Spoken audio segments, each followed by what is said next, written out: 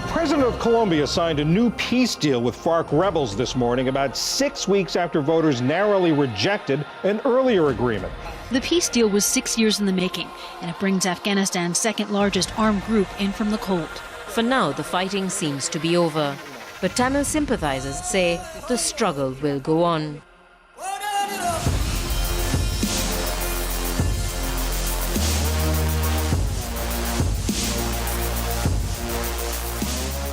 When do you intend to hold democratic elections? This will be more dependent on the outcome of our dialogue with the international community and the peaceful situation in our country. This framework agreement paves the way for a final enduring peace in Mindanao. It brings all former secessionist groups into the fold. No longer does the Moro Islamic Liberation Front aspire for a separate state.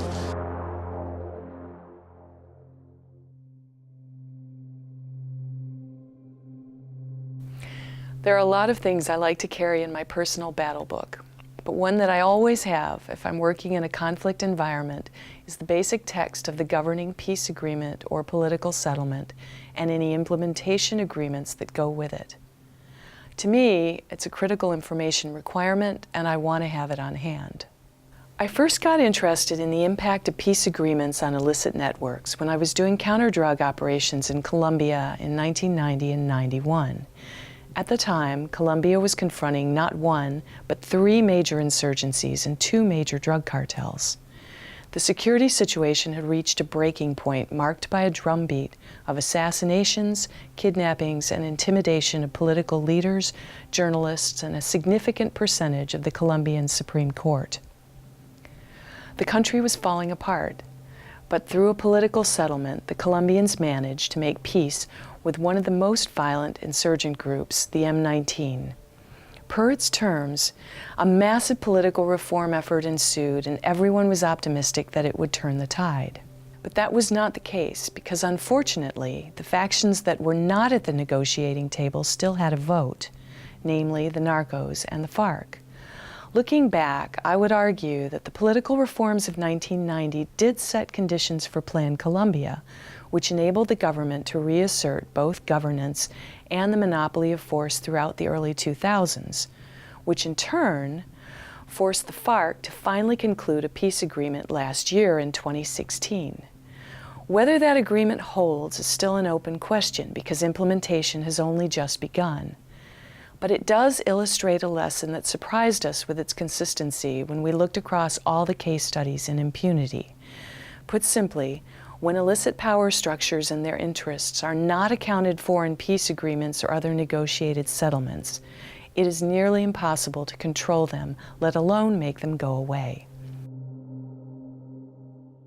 The very first case study in our book, Criminal Patronage Networks in Afghanistan, put the problem front and center.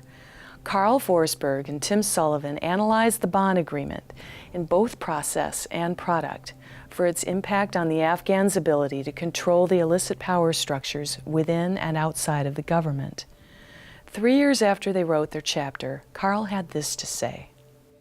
So politically, the Bonn settlement was the beginning of a grand deal in Afghanistan, in which some of these Northern Alliance groups begrudgingly handed over some power to President Karzai and some of his Pashtun allies who controlled the office of the presidency. But in turn, these groups expected to maintain a huge share of power within Afghanistan's critical ministries and its security forces. I think what went wrong in many ways with this political settlement was that, for one, the international community's legal and evolutionary process did not really take account of the realities that President Karzai and the Afghan government was beholden to essentially a group of former Mujahideen commanders who controlled most of Afghanistan's critical security ministries. These Mujahideen commanders, in turn, essentially assumed they had free rein to use their ministries for factional enrichment for the advancement of their own patronage networks.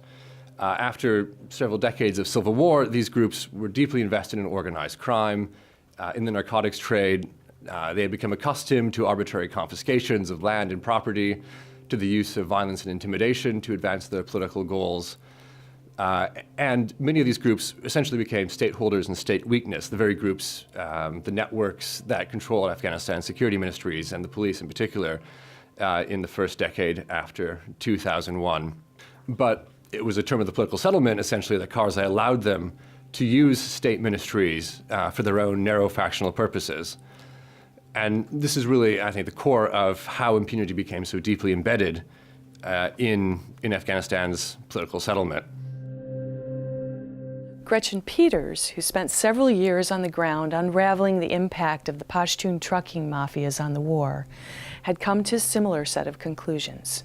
Between them, Forsberg, Sullivan, and Peters concluded that efforts to end the conflict in Afghanistan had to take the illicit economy into account. It had to address the political criminal linkages that were already in play, and as unsavory as it might seem, all interests, equities, and adversaries had to be represented in the deal. And as Gretchen Peters reminds us, the various factions were most open to negotiation immediately after 9/11, when the Bonn Conference occurred. But when an agreement was concluded that left room for the backroom deals and consolidation of factional power, the international community lost most of its leverage and control.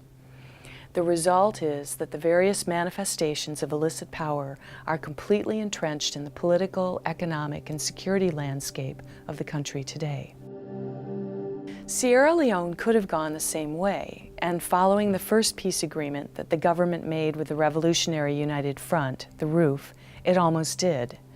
But negotiators went to school on the failure of the earlier Abidjan Agreement, and the later Lomé Agreement had the advantage that all parties were at the table and signed up to its terms, all equities were represented, and sometimes in very craven ways, all equities were addressed. If you look closely at the detailed terms for governmental reform and reintegration of former combatants, there's frankly a lot of payoff that's taking place.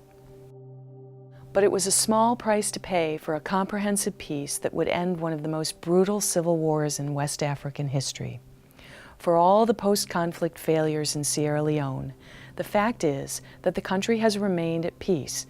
Governmental reforms did take place, the RUF was transformed into a legitimate political party, and former combatants, by and large, were successfully reintegrated into Sierra Leonean society and even the security forces. But why is this an implementer's issue? I mean, let's face it, most of us will never have anything to do with these high-level negotiations unless we're fetching coffee or taking notes. But one of the enduring lessons from the case studies in impunity is that the terms of peace agreements matter when it comes to controlling the emergence of illicit power structures during implementation of the peace itself. So I started asking our contributing authors for their opinions on why it was important that implementers and operators in the battle space understood the terms of the peace. Here's what Mark Kroeker and David Beer had to say. Well, you are very right about those so-called sacred documents, the peace accords. It seems that there's either an ignorance of the terms or an indifference to their application. But the worst-case scenario is when accords and instruments of international engagement are used as alibis for underperformance at best or for a lack of courage and weak leadership at worst. There's a history, for example, of looking the other way when local populations are in distress, claiming restrictions to their authority based on the sacred documents. I call this mandate-itis. I agree with Mark, absolutely. We haven't always cooperated and collaborated as well as we should and could. And indeed, there's been lots of steps taken even in the recent past to make sure that the security apparatus, those three important component parts, the military, the police, and the mission security itself, in close collaboration with the local police and or military, as the case may be, that they are all working partners. It sounds obvious, but our research demonstrated pretty clearly that in their zeal to conclude an agreement with the immediate and obvious adversary, negotiators either ignore the future threats or are reluctant to include what I'll call preemptive provisions. For implementers, this creates risk. The agreements, or as Mark Kroeker calls them, sacred documents, also provide guidelines and parameters for what we're trying to accomplish. They tell us what our partners have signed up to, and more importantly, what they haven't. Understanding the process, especially who was there and who wasn't, is critical to understanding the operational environment. Every stakeholder who was not represented remains outside the agreement's terms. They're not bound by anything. You can argue that an agreement by itself can be broken or violated in a heartbeat by those who signed up to it.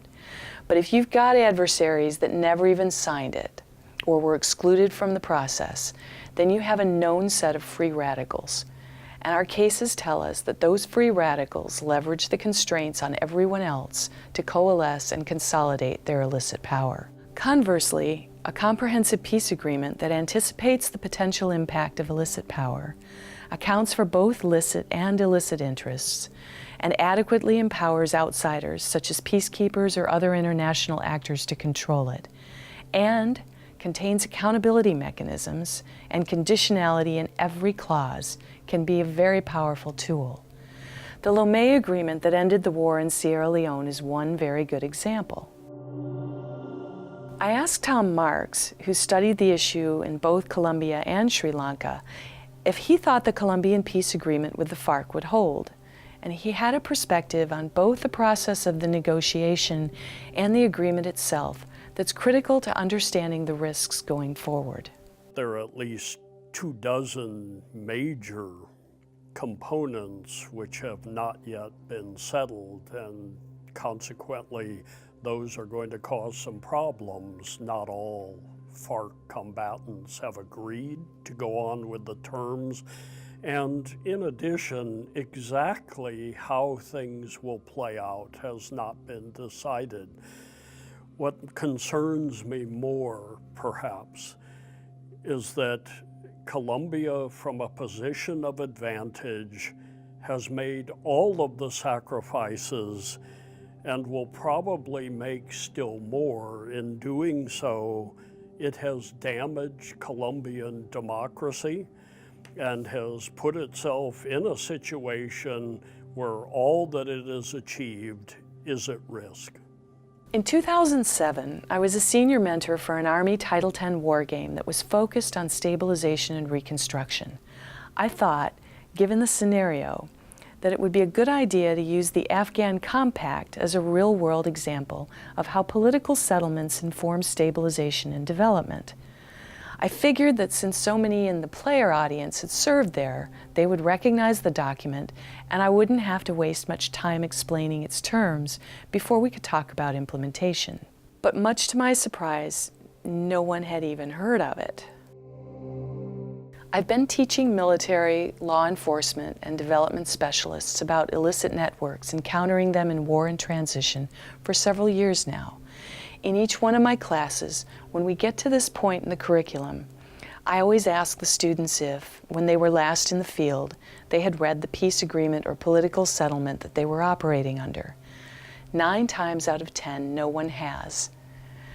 I think when we prepare for deployment, we need to change that. Because at the end of the day, you can't win the peace if you don't understand it.